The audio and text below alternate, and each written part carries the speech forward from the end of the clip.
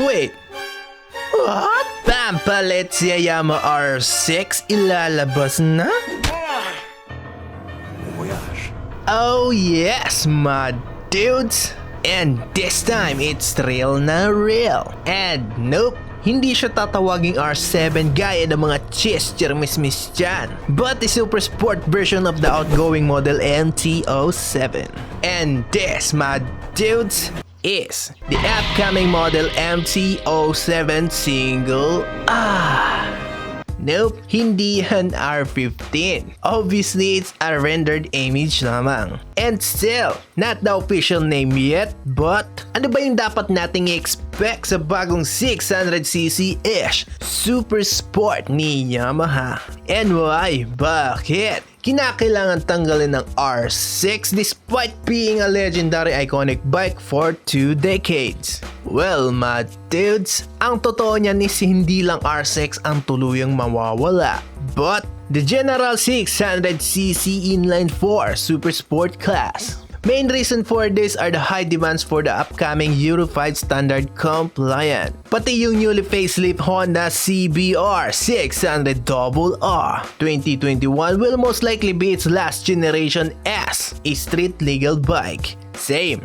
with the Yamaha YZF R6. But still, magiging available pa rin siya for racetrack enthusiasts. Isa pang rason kung bakit is the ever-changing trend and the market. Truth is, nowadays ang mga sport replica bikes ngayon ay hindi na as in demand compared to the early 90s and 2000s. Yun yung golden era of motorcycles equipped with early stage of advanced technological aspects na makikita mo lang sa mga sport bikes noon. But fast forward as of today, all those improvements and developments are also now available sa mga street naked bikes, which comes in with a much affordable price, more relaxed ergonomics, and usable power for the street. And with the decline in sales and the ever-tightening emission standards, the YZF R6 had no other option but to go.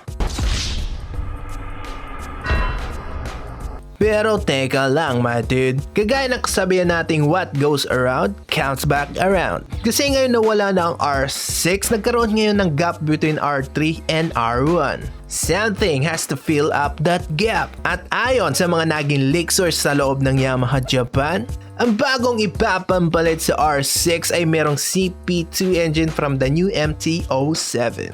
Yup, the parallel twin engine with 270-degree crank. That sounded like... It has a max power output of 74 horsepower at 9,000 RPM with a maximum 68 Nm of peak torque at 6,600 RPM. Now, if we compare the max power output with the latest YZF R6, syempre mas mataas pa rin ang R6, only in the high RPM. Yes, it's great for the track and not very ideal for the street. As for its low RPM, tulog ang makina, which is hindi mo ma-optimize ang power niya sa ordinaryong kalsada lang, especially with the road condition we have here in the Philippines. Another reason pa kaya mas pinipili ng mga tao ngayon ang 1000cc sport bikes is yung decent available amount of torque in the low RPM. Given na yan dahil sa mas pinalaking displacement. Kaya naman noong nirelease ang Yamaha FZ07 in 2015, up until now yan ang pinaka nag-dominate in the 650cc class. And one of Yamaha's best-selling bike for now. Kasi my dudes, with the release of the Aprilia RS660, a whopping 100 horsepower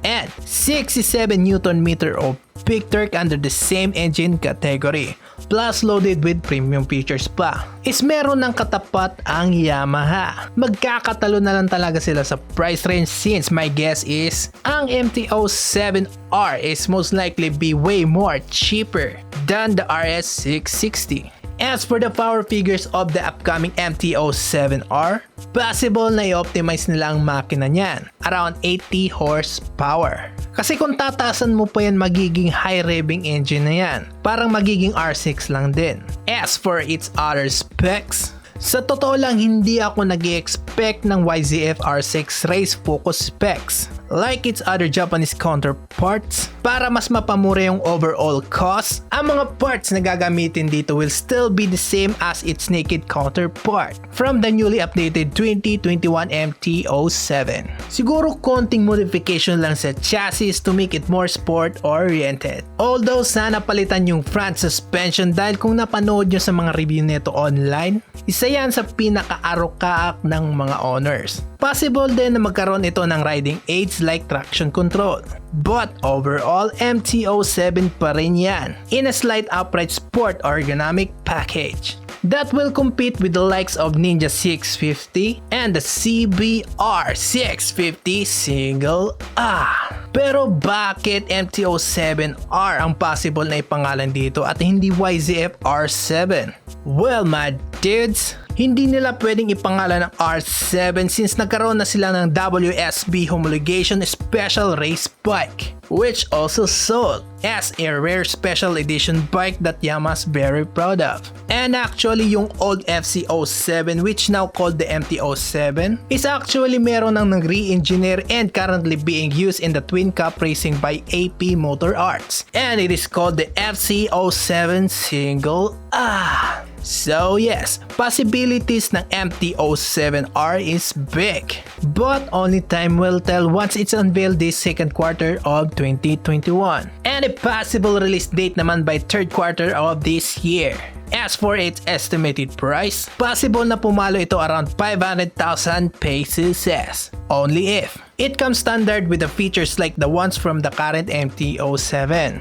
But let's all just wait and see since napakalapit na ng leak launch date. And since we're on the topic of a new bike from Yamaha, pag-usapan na din natin yung chimismis about the all-new R25M with CP4 or CP3 engine setup to compete with the Kawasaki ZX25R. Eto talaga yung literal na rumored pa lang since wala pang basihan or kahit anong galawan man lang sa Yamaha that would indicate its presence. It's a good prediction but not good enough for the truth and cliche. Although magandang alternative sana yung CP3, which is an inline 3 engine. Kasi compare it to your typical inline 4, the difference is meron itong usable low-end torque, kagaya ng sa MT09 or the Triumph 675 single A. But as we all know, hindi basta-basta ang pagre-redevelop or re-engineering ng bagong motor.